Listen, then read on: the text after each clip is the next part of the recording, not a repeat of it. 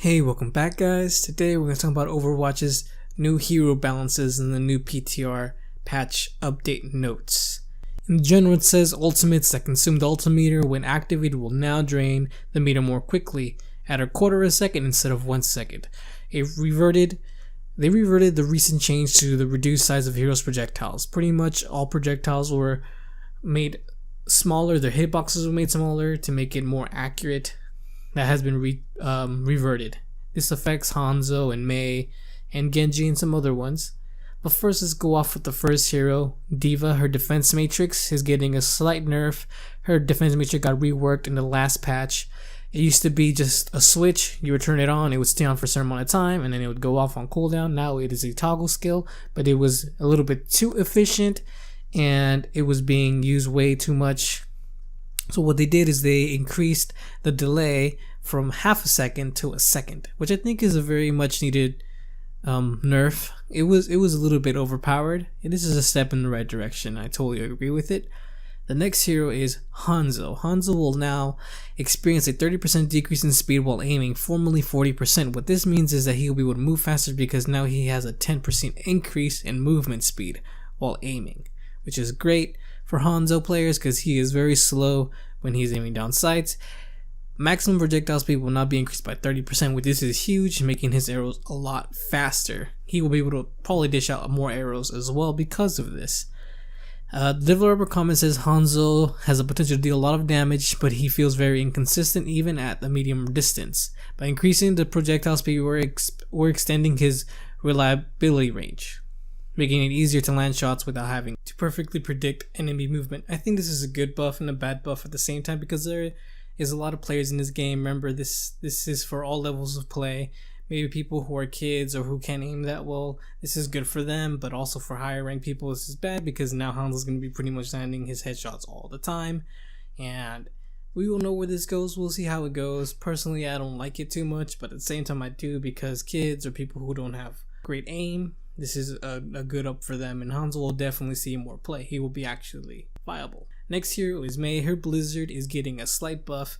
Her Blizzard projectile will now pierce barriers like Reinhardt's shield and Winston's barrier. The radius has been increased from 8 meters to 10 meters, which is pretty big in a radius. And pretty much what the developer comments is saying I think it's very much like D.Va's old ultimate, where you would throw it and it would get one person, maybe no one at all. If you were lucky, you would get the whole team. And it was very inconsistent, and I feel that this is the same direction where they're trying to make it bigger, so if people are trying to run away, people get stuck in it, and it becomes more efficient and more viable. Since Mei doesn't see a lot of picks and higher play, this will probably bring her up to be used a little bit more often. The next one is McCree. McCree is getting a slight nerf to his Deadeye. His ultimate will now drain over a quarter second of a period. Pretty much when you would use your Deadeye and you didn't use it or you would cancel it, you'd end up at 50%. Well, that's now going to 0. Because developers think that it was too easy to him to get his ult back way too fast. His ult, it already charges really fast, so if he's at 50%, he would constantly get it back and back to back. And that's the most simple way I can put it. Mercy is getting a buff to her healing beam. It's getting a 20% increase per second, which is amazing, bringing her back into her kind of old spot, making her a little bit more viable. Her resurrection also getting a buff, and they will be able to maneuver after 2.25 seconds instead of 3. This is great because before Mercy would res you and you would have 3 seconds, and people could put traps on you. People can set up right before and kill you really fast. This will make you respawn faster. The developer comment says that resurrection will allow teammates to jump back into fight more quickly and should help Mercy survive after activating her ult. Mercy's healing is also getting a boost to solidify her role as a strong single target healer. The next one on the list is Lucio. He's getting a nerf to his Amp It Up. The boosted movement of his speed has been decreased by 30% from 100% to 70%, pretty much making him slower. And the reason this is why is because he is such a must pick on every lineup that they want him to be picked less often and give more chances to to Mercy and to the other support heroes. The next one on the list is Roadhog. His chain hook is getting reworked a little bit. Pretty much what they're doing is they're fixing it so when you get hooked by Roadhog's hook, You're not going to be stuck sliding against walls or in these weird corners and being pulled all over the place. Pretty much is if you aren't in his line of sight when he's protecting his hook, you're going to be put back in your original position where you originally were hooked. Pretty much means you're just not going to be reeled in really weird places. The next one is the Zenyatta nerf. We all saw this coming. The Orb of Discord. The amount of damage amplified by the target with Orb of Discord has been decreased from 50% to 30%. It was great while it lasted. It will still be great. And to compensate for this, they are going to increase his damage from 40 to 46. It's still going to be viable. He's just not going to be a must pick like Lucia, which is what they didn't want. They just wanted him to be picked more. Pretty much is making more space for Mercy to come back. And Zenyatta will still be very viable and still be a very good pick for your team. And finally, we're going over the one who was hit the hardest, Genji. Genji's double jump will no longer reset when wall climbing. His dash will no longer deal damage to traps like Widowmaker's Venom Mine or Junkrat's Steel Trap.